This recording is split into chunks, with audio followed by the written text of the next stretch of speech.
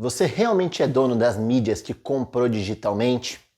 A gente precisa bater um papo. Recentemente a Sony e PlayStation causou um rebuliço gigantesco no mercado dos games, de colecionadores, enfim, de colecionadores de obras, ao anunciar que a partir de janeiro de 2028 deixará de produzir os seus games em mídia física.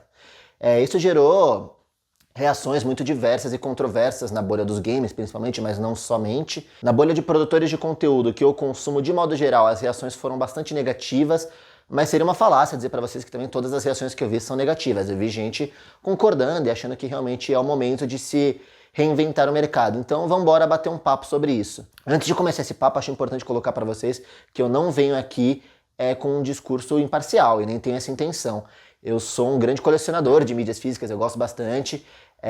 Tenho coleções de DVDs, tenho lá meus CDs, já fui assinante de revistas, gosto bastante de ler livro em mídia física. Então esse papo todo nosso vai partir um pouco dessa minha visão, mas ninguém aqui também quer só defender um lado ou outro. A ideia é realmente trazer um pouco essa reflexão do que isso significa e do porquê eu acredito que isso é extremamente danoso e abre um precedente bastante perigoso, principalmente para nós, consumidores dessas obras. Quando a gente compra um livro, um disco, um filme, um jogo, é legal a gente tentar entender o que exatamente a gente está levando com essa compra. Para começar a entender isso, acho que a gente precisa discutir e tentar compreender alguns conceitos que vão ser base para essa discussão. São eles acesso, propriedade e experiência. Então um serviço como a Netflix ou o Spotify, por exemplo, ela possibilita o acesso a uma obra. Para tentar deixar isso um pouco mais claro, é como mais ou menos ir a um museu para contemplar um quadro. Você não possui o quadro não está na sua casa, ele não é seu. Mas você paga um valor, ou tem museus que têm interação gratuita, enfim, para que você possa, durante um período de tempo, experienciar e contemplar aquela obra. Mas para você contemplar ela, você depende de alguns fatores, como o horário de funcionamento do museu, o acervo específico do museu. E é claro, se a gente está falando aqui de Spotify, de Netflix, enfim, Kindle, desses streamings digitais, a gente fica um pouco menos preso a essas questões de horário e tudo mais. Ainda assim, estamos presos ao catálogo, ao que eles escolhem disponibilizar pra gente e ao período que essas obras ficam disponíveis nesse catálogo. Então entra uma questão também nessa discussão da disponibilidade. Mas isso não é necessariamente negativo, porque quando a gente está falando do acesso, quando a gente está falando desses serviços de streaming, estamos falando também de uma democratização ao acesso a essas obras. Então, quantas pessoas você não conhece que assistiram um filme porque ele estava disponível na Netflix? Quantas músicas eu mesmo não conheci porque estavam disponíveis no Spotify ou em outros serviços de streaming? Eu estou citando alguns nomes aqui, mas vale para qualquer outro serviço de streaming. Quantos livros pessoas que gostam de ler não foram capazes de ler porque eles estavam disponíveis num Kindle por um valor um pouco mais acessível? Principalmente esse acesso digital. Hoje em dia, ele é muito importante para democratizar o acesso a obras. Eu vou citar aqui o ex-professor Antônio, na entrevista que ele deu pra gente aqui no canal, quando ele disse que o inimigo do leitor não é o Kindle. O inimigo do leitor é aquele que não incentiva a leitura. O Kindle ele vem para agregar, para trazer novos leitores, para apresentar novas obras. Então eu sinto que nesse sentido o acesso a mídias digitais é muito positivo. O maior adversário do sebo não é quem ajuda a criar leitor, é quem destrói leitor, né? Um outro conceito é a propriedade. Aqui a gente já está falando de posse. Você não somente pode contemplar, como agora você possui essa obra. É um conceito até um pouco menos democrático, na verdade, porque a partir do momento que você possui essa obra, ou uma reprodução dessa obra, e aí já é Walter Benjamin, a gente pode até pincelar isso já, cabe a você escolher quando reproduzi-la, onde reproduzi-la, para quem emprestar, quando você quer assistir, porque ela é sua. Ela está com você e, portanto, você detém os direitos de acessá-la e contemplá-la quando e como quiser e com quem quiser. E por fim temos o conceito de experiência, que para mim aqui é um conceito chave para a gente entender a importância e a relevância da existência das mídias físicas. E aqui vem algumas perguntas muito legais também, como por exemplo, por que você guarda um livro que você já leu? Por que você tem um DVD de um filme que tem na Netflix?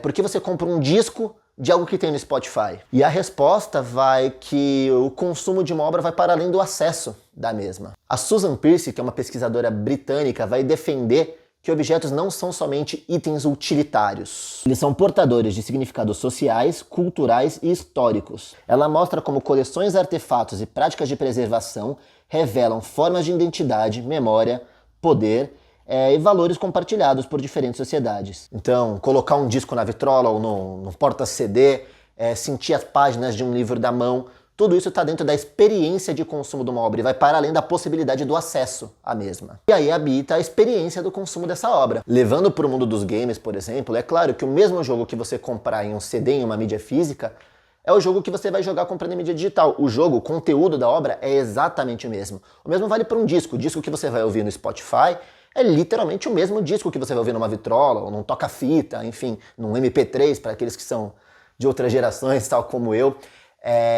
Mas você vê um encarte, por exemplo, de novo, levando para o mundo dos jogos, você vê um encarte do jogo, você vê a arte da capa, você abrir e ver que tem um livreto de artes, que é uma coisa muito comum antes também, em jogos de gerações passadas, que tem rolado cada vez menos, mas que era muito comum, que vem aquele livreto com arte, com direção de arte, com comentários sobre a obra. Tudo isso faz parte da experiência de consumo de um jogo. Você vê aquela obra ocupando um espaço físico na sua prateleira, tudo isso faz parte de uma formação de identidade, de uma formação cultural e até da construção de uma memória. E eu disse que daria uma pincelada de leve aqui no nosso querido Walter Benjamin, que cabe em quase todas as situações, e aqui eu farei.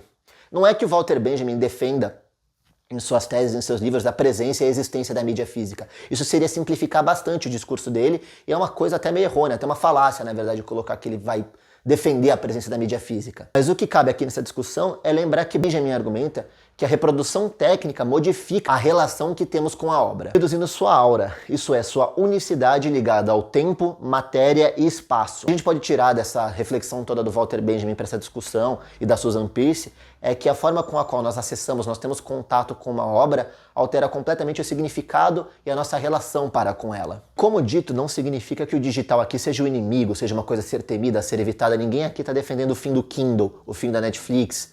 Muito pelo contrário, é muito importante, como nós já pontuamos aqui, para democratizar o acesso à obra de arte, para que a gente possa chegar a novas artes e novos artistas. Tudo isso é muito relevante. Por outro lado, eu acho muito perigoso essa iniciativa da Sony, porque ela vai para o outro extremo.